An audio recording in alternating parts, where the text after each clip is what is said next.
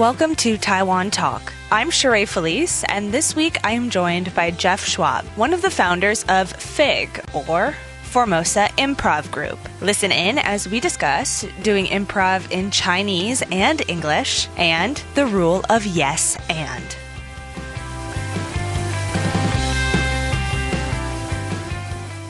So, why did you decide to form the Formosa Improv Group?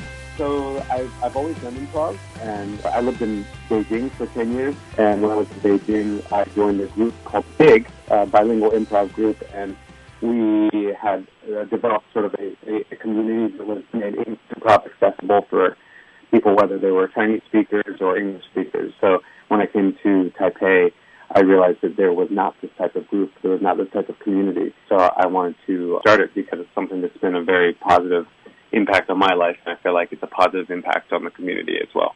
Okay, where are you originally from? I'm from Virginia in the U.S. Oh, okay. So how many members are in Formosa Improv Group?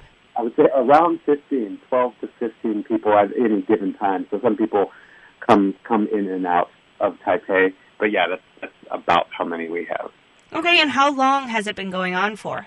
So in August, we just came upon our year anniversary, so just over a year then. So there are other improv groups in Taiwan. How does your improv group differ from the other ones? Yeah, there are other improv groups. I know that one of the more established groups, there's like one called Guts, and I've only seen them once, but they play to quite large audiences. They work with microphones, and they can do quite more corporate events. We kind of run on a more pay-by-value scale, and are more, how I say, we're as much about community building as we are about community building through improvising. And I think that another one of the big differences is that we really, part of our core values relates back to making everything bilingual. So we want to make sure that people do not feel excluded if they can't speak English or if they can't speak Chinese. So that both communities are equally served. Okay, so why don't you first explain to our audience what is improv? Yeah, so I would say that improv is performing on stage without a script. So that's as basic as you get. So you go according to what the audience suggests, and then you just say yes to that, and you go from there. So one of the main rules about improv is the idea of yes and. So if someone gives you an idea, then you work with that idea rather than arguing against that idea or rejecting or blocking that idea. So you're going on stage with nothing. You're only going on stage with the audience suggestion and ideally another improviser or two to work with. Okay. And how do you make that bilingual? Because it seems to me that if you're doing a show, it would be hard to switch back and forth between languages. There's different ways to do it. You could do sort of scenes, like different scenes. Maybe one scene is English, the next scene is in Chinese, the next in English, so you go back and forth. Or within a scene, maybe suddenly your character will start speaking Zhongwan, and you'll mix in English and Chinese into your scene. But, you don't want to break the reality of that character. So if the other character wouldn't suddenly say, hey, you're suddenly speaking Chinese. No, that's just part of the reality of the scene, that this scene, these characters are speaking in English and Chinese. So it just goes back and forth. So you kind of have to have an idea about how much your scene partner understands. But even if they don't, they should pretend like they're understanding everything. So. Okay. Is it majority of the time done alone, or do you usually do it with a scene partner or with 3 people or 4 people? Yeah, so improv is different from stand-up, because stand-up is like one person up on stage, but improv is almost always up on stage with someone else. Maybe 2 people, maybe 3, maybe 4, maybe 5. Maybe you have the whole group up there. Like you could be in a forest where 8 people are up there and there are different trees on stage. And there's someone that's an owl or something or a fox, and there's 2 people performing. So, yeah, you really want someone up there to work with and to help you build your story in your scene. What are some of the topics that the audience comes up with? What are some popular ones? That's hard to say. I guess it depends on what we ask the audience. So, and what the theme of the show is. So, sometimes we have different themes. We might be doing a musical improv, and we ask for the title of a musical that doesn't exist, and we just ask for an adjective and a noun. So, the crazy thought. Or we might ask for, like, an object. What's an object that can fit in my pocket? And normally, like, certain audiences, there's always someone who's yelling out that dirty object first, sometimes overlooking that first suggestion. Or we ask for a location, or maybe a political event or some event that's happened recently, to spark the idea of that theme. Not necessarily the theme is about that, but that might give an idea. And then oftentimes we have themes that are based on true stories, because some of the funniest and most entertaining performances are based on truth in comedy. So. Okay. So how often do you put on shows, and where do you put them on? So we've been putting on shows, normally 1/6 show a month. That's our main stage show. We've been performing at the Red Room, so we try to stay consistent with that, and that's normally the last Saturday of the month. I know that they're moving, so we're right now researching some different locations. But then we have other side shows. I think that on the 15th we're doing a smaller spot with cabaret, and a few of our members are joining that. And as I mentioned, besides that, we have a weekly workshop where we'll host a free paid high value workshop where we teach kind of different improv skills, and that's on now Tuesday night. So tonight we would have that workshop. So every Tuesday you conduct a workshop to teach people improv skills. Is that what you're saying? Yeah. Okay, and how many people usually attend those? At the beginning we had way too many people, 40, and so it was hard to move around the space.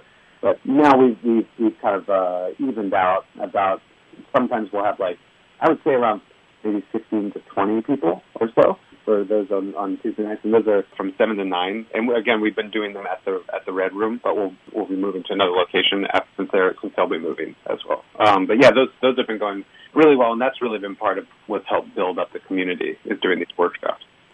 Okay, so tell me about joining Formosa Improv Group. Can anybody join, and is there tryouts to join the club? So right now, we're rather large for an improv group. Most improv groups, I guess, have a performing ensemble of maybe 8 to 10 members, whereas we might have 15 or so. So that's kind of large. So we aren't really necessarily taking any new members now. But what we have done in the past is through the Tuesday workshops, those people who consistently come, we have invited people to join. And also, because we realize we're quite large, we want to provide other challenges and opportunities for those who are joining and dedicated to our workshops. So we've done 2 6-week intensive classes where we've taken a small group of people, and those members were the same members, and so we led them through 6 weeks of classes.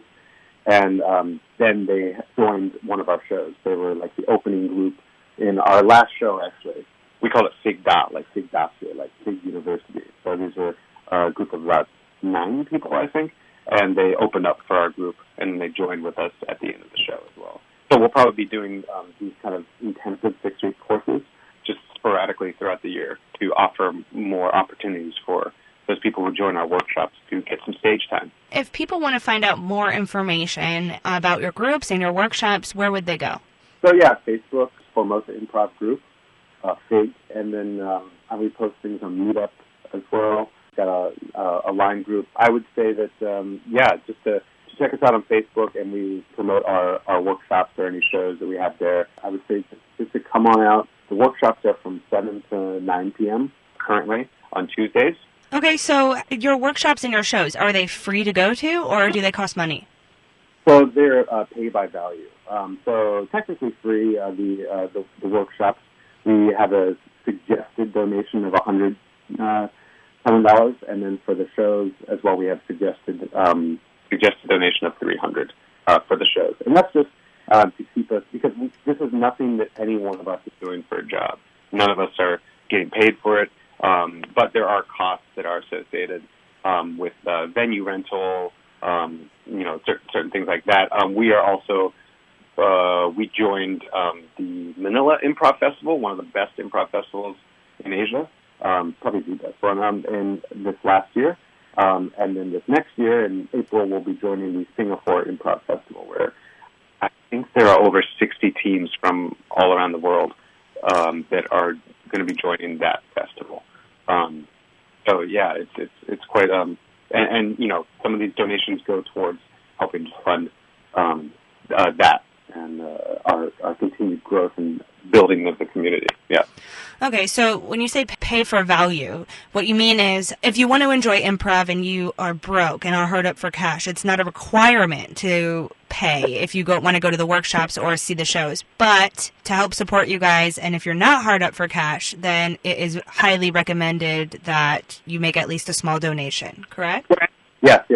That's true. Yep. Absolutely. Okay.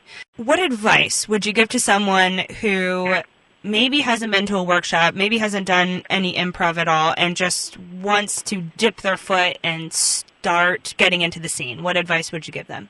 What advice would I give? I would give that come to the workshops and say yes to that. So that the only thing, some people worry that, without a script on stage, that they'll mess things up or they won't be funny or they won't be entertaining. But one thing to remember is that, it sounds cliche, but life is improv. I mean, you can only plan things so far, and every single day of your life you're improvising because there's no script to the conversations that you have. I mean, there may be some questions that you wrote down for the interview, but sometimes you have to say yes and to the answers that I give, and that might change how you form your questions. So every day you're improvising and you're listening. So it's something that we're doing anyway. I just don't think a lot of people realize it. I mean, you're not going to get laughs at everything. It's less about getting laughs and more about building stories. I think whenever someone's trying to be funny, they're not going to be funny. If they're being truthful, then you'll hear the sound of the audience leaning in and listening, which is as gratifying as getting laughs. So everyone falls in their face, and most people forget about what happens in an improv show anyway.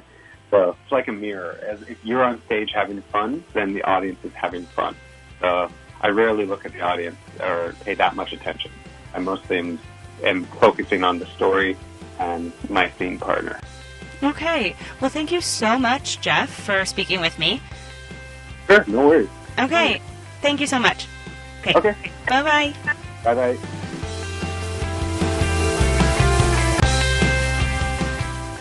That's it for this week's episode of Taiwan Talk. I'd like to thank Jeff again for joining me. Don't forget to tune in next week for an all-new episode. And as always, remember to take care of yourselves. I'm Sheree Felice.